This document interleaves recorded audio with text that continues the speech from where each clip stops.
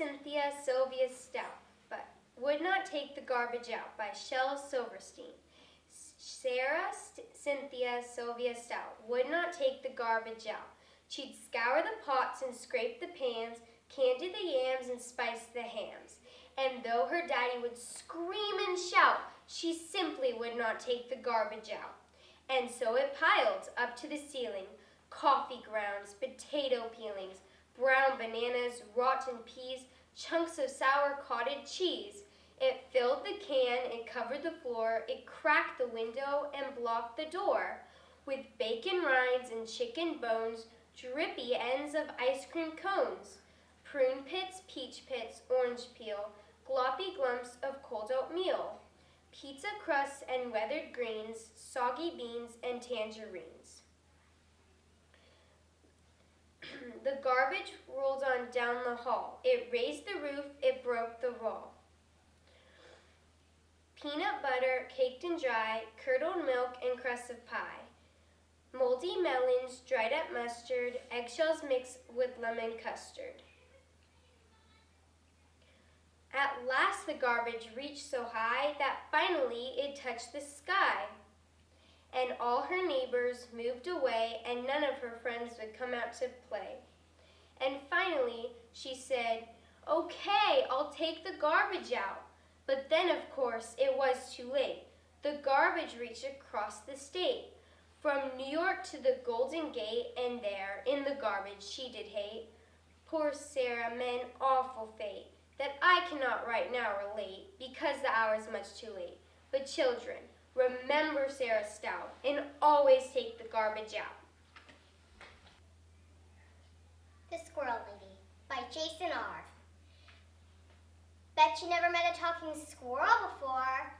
Well, newsflash, we all talk. We just don't talk to humans. But I'm breaking squirrel code because I have to tell you this story. It's about a lady, a real old lady. She's got white hair and she's stooped over like her gnarled old walking stick. And you know what she does? She feeds us.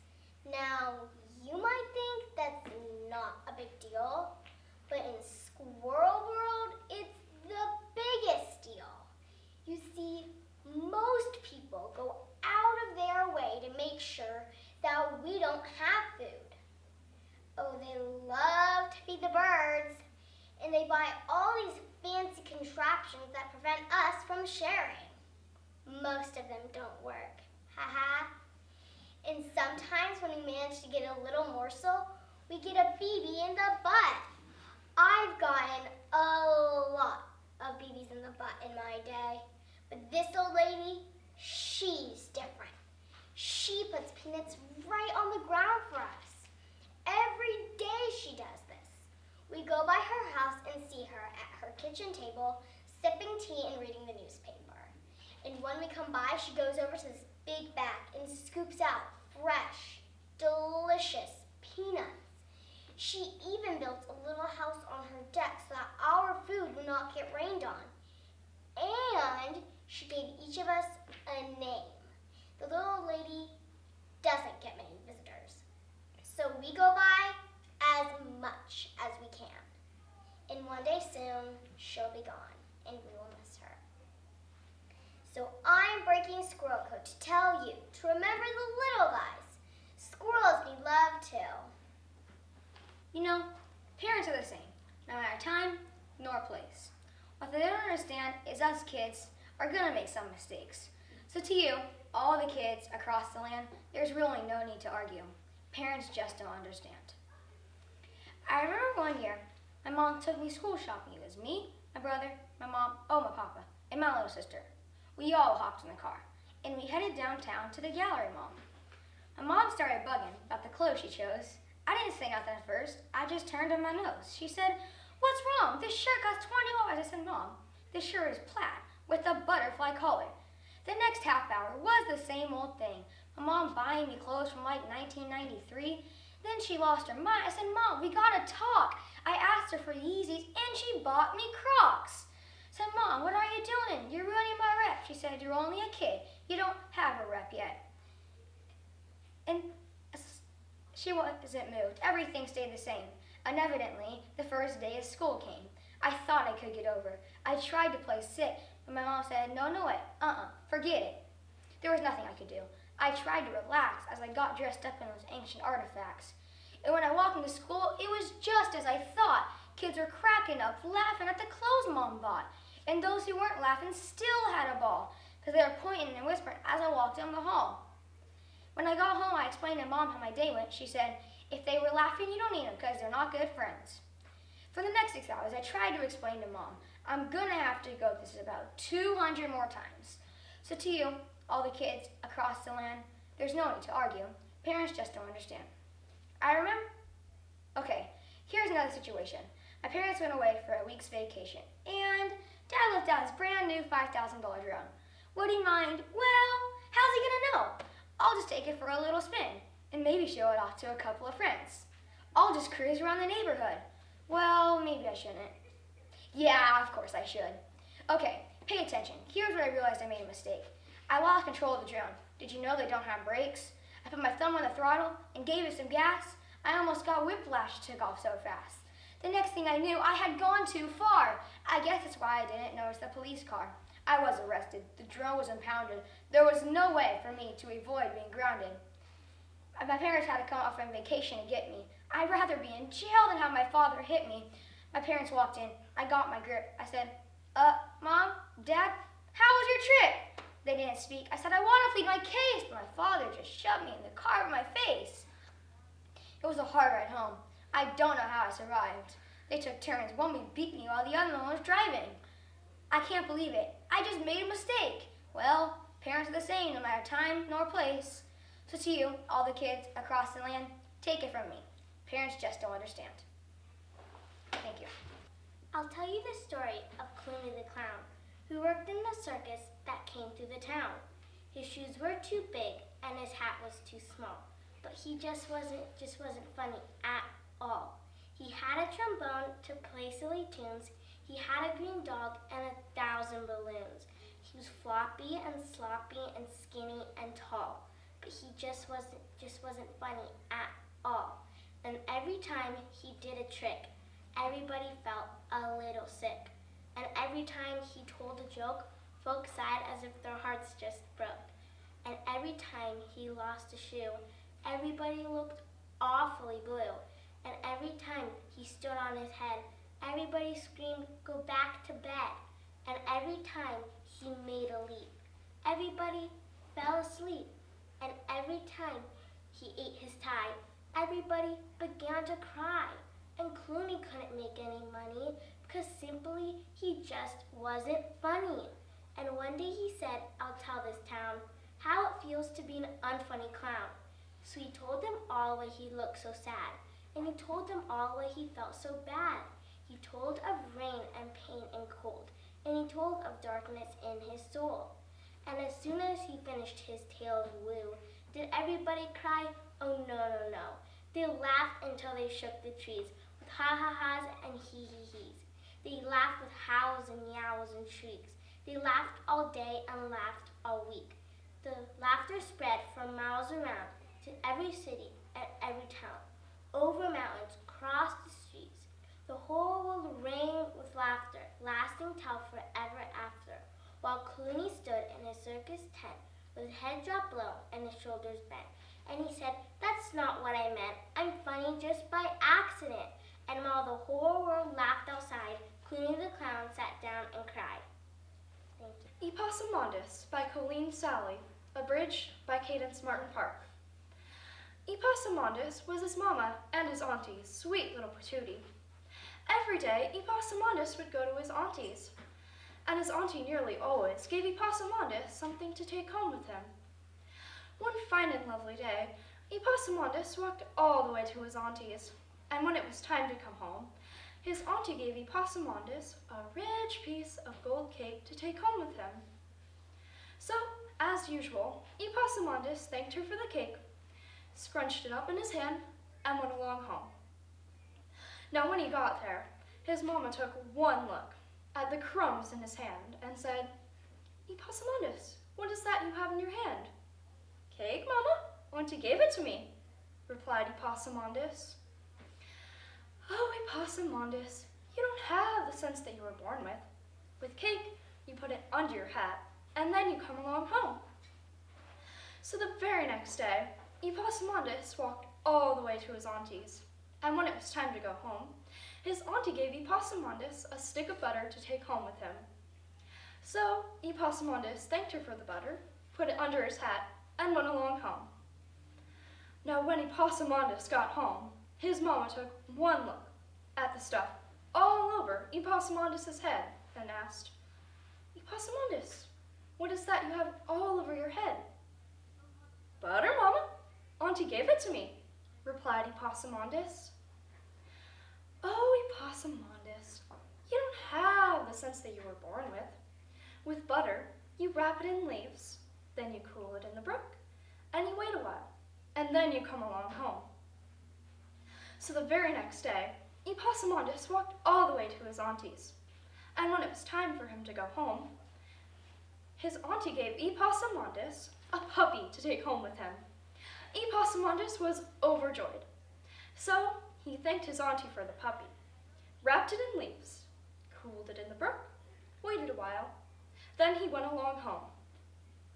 Now when he got there, his mama took one look at the wet thing covered in leaves and asked Epasamondus, Epasamondus, what is that? It looks so strange. A puppy, Mama. Auntie gave it to me, replied Epasamondus. Oh, Epasamondus, you don't have the sense that you were born with. With a puppy, you gently tie it to a rope, and then you come along home. So the very next day, Epasamondus walked all the way to his auntie's. And when it was time to come home, his auntie gave Epasamondus a fine loaf of bread to take home with him. Epasamondus thanked his auntie for the bread, tied it to a rope, and went along home. Now when he got there, his mama took one look at the content on the end of the rope and said, Epasamondus, what am I going to do with you? Tomorrow I will go to auntie's. So the very next day, when his mama was about to leave for his auntie's, she reminded Epasamondus, now you be careful about stepping in those pies cooling on the porch, Epasamondus. Epasamondus was so careful, in fact, that he stepped in the very middle of every pie there. What is environment? Why is it important? What are some of the environmental issues and what can we do to address them? I am very delighted to speak on a topic that is so close to my heart and so deeply connected to our existence, the environment that we live in. Environment is everything around us. Environment is connected to everything around us, both living and non-living things. It encompasses the land, the air, the water, the birds, the bees, and all the plants and animals. It is basically everything. Environment gives us the oxygen that we breathe, the water that we drink, and the food that we eat. Without a clean environment, life on Earth will one day cease to exist, and unfortunately, that day is drawing far too near us unless we do something about it. Every day, humans cut down thousands of trees for buildings and furniture. Every day, cities and towns get bigger and bigger, often by replacing areas where forests once stood. Sadly, we are not planting as much trees as we need, and if this continues, we will have no trees left in the future, which will deeply affect our environment. Our rivers and oceans are being polluted with waste we humans discard. For a fish or a turtle, it is easy to mistake a small piece of plastic for food because there are thousands of pieces of plastic in the ocean. If we do not dispose plastic carefully, many scientists predict that there'll be more plastic in the ocean than fish by the year 2050. What can we do for our environment? It is very important that we protect our planet we call home. We all have to make efforts to save our planet and our environment. At home, performing simple actions like turning off the lights or TV when not in use can save tremendous amounts of electricity and save our environment. It only takes one person to bring about the change that will help us save our environment. Others will see us and will want to follow our example and do their bit little at a time. Soon, we will have many great people following our example and saving our environment and planet. Let us be the change that we want to see to save our planet, our home. President Lincoln delivered the 272-word Gettysburg Address on November 19th, 1863, on the battlefield near Gettysburg, Pennsylvania. 2,407 years ago, our fathers brought forth on this continent a new nation, conceived in liberty and dedicated to the proposition that all men are created equal. Now we're engaged in a great civil war, testing whether that nation or any nation so conceived and so dedicated can long endure. We are met on a great battlefield of that war. We have come to dedicate a portion of that field as a final resting place for those who here gave their lives that that nation might live. It is altogether fitting and proper we do this, but in a larger sense. We cannot dedicate, we cannot consecrate, we cannot hollow this ground. The brave men, living and dead, who struggled here, have consecrated it far above our poor power to add or detract. The world will little know nor long remember what we say here, but it can never forget what they did here. It is us, the living, rather, to be dedicated to the unfinished work which they who fought here have thus so nobly advanced. It is rather for us to be dedicated to the unfinished work before us, that from these honored dead we take increased devotion to that cause which they here gave the last full measure of devotion, that we highly resolve that these dead shall not have died in vain, that this nation under God shall have a new birth of freedom, and that government of the people, by the people, for the people, shall not perish from this earth. Katniss Everdeen of the Hunger Games inspired a revolution, outwitted the capital, and remains the most skilled female archer in literature. Katniss Everdeen is a pillar of strength. The rules of the Hunger Games are simple. In punishment for the uprising, each of the 12 districts must provide one girl and one boy called tributes to participate. The 24 tributes will be imprisoned in a vast outdoor arena that can hold anything from a frozen wasteland to a burning desert. Over a period of several weeks, the tributes must fight to the death. The last tribute standing wins. Tonight after the reaping, everyone is supposed to celebrate. And most people do, out of the relief that their children have been spared another year. But at least 2 families will pull their shutters, lock their doors, and try to figure out how they will survive the next painful weeks to come. I want to tell the rebels that I am alive, that I am right here in District 8, where the Capitol has just bombed a hospital full of unarmed men, women, and children. There will be no survivors. If you think for 1 second the Capitol will treat us fairly if there's a ceasefire, you're deluding yourself, because you know who they are and what they do. This is what they do, and we must fight back. President Snow says he's sending us a message. Well, I have one for him. You can torture us and bomb us and burn our districts to the ground. But you see that? Fire is catching. And if we burn, you burn with us. If I had just killed myself with those berries, none of this would have happened. Peeta could have come home and lived, and everyone else would have been safe too. Safe to do what? Starve? Work like slaves? Send their kids to the reaping? You haven't hurt people. You've given them an opportunity. They just have to be brave enough to take it.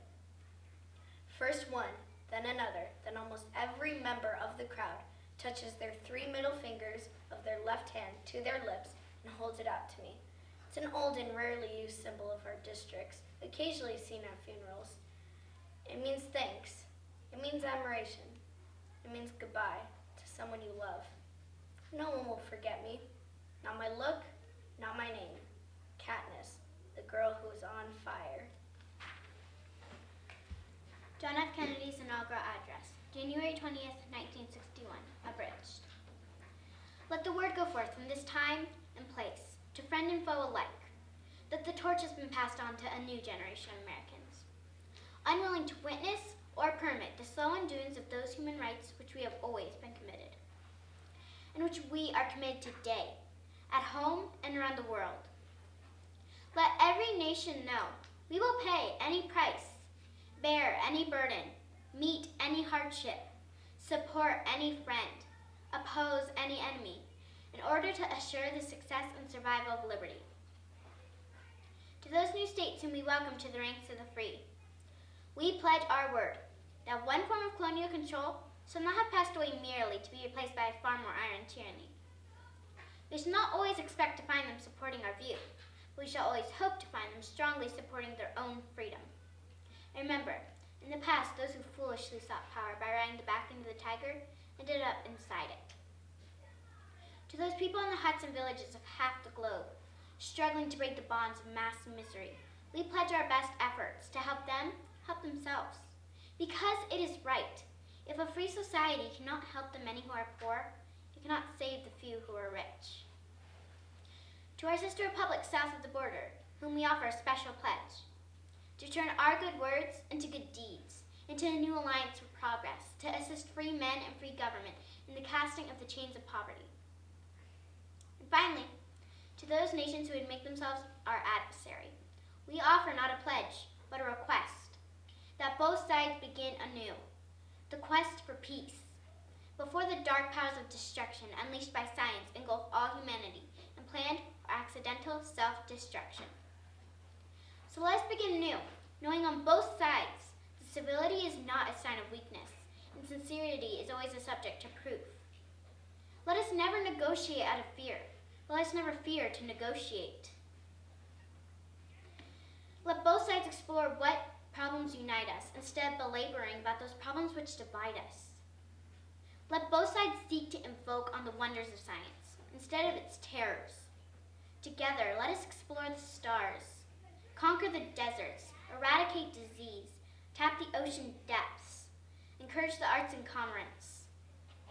In your hands, my fellow citizens, will rest the final success or failure of our course. Since this country was founded, each generation of Americans has been summoned to give its testimony to its national loyalty, the graves of young Americans who answered its call to service around the globe.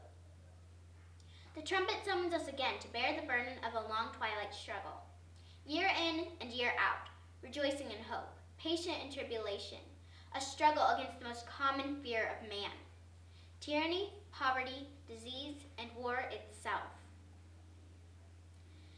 Can we forge against these enemies one grand and global alliance, east and west, north and south, that can assure a more fruitful life for mankind? Will you join me in the historic effort? I do not believe that any one of us would trade places with any other people or any other generation. The energy, the faith, the devotion in which we bring to this endeavor will light our country and all who serve it. And the glow from that fire can truly light the world. And so, my fellow Americans, ask not what America can do for you, but what you can do for your country. And so, my fellow citizens of the world, ask not what America will do for you, but what together we can do for the freedom of man. I wrote my own poem, and I wrote it about kindness. Kindness by Carly Wallace. Kindness spreads like confetti. It moves so fast you can hardly stop it. Try throwing a rock in a river. It makes a ripple, and then another ripple, and then another. Just like when you be kind to someone who's friendless. People will follow you. They'll do it too, and they'll be kind. So go on and become a leader of kindness. Smile. Say, want to sit with me? To someone friendless, be their friend. A quote from the character Charlotte in the book Wonder. It's not enough to be friendly. You have to be a friend. It'll make their day. It'll make yours too. So many kids get bullied in this world. You have the power to change that. Being kind is as simple as smiling, or waving, or saying hello, or so many other things. When someone's getting bullied, stand up for them. Not standing up for someone is as bad as being the bully. It's like you're saying it's okay for them to get bullied. Standing up for kids is hard, especially if the bully is your friend. But I believe that you can make a difference. Another quote from a different character in the book Wonder named Summer.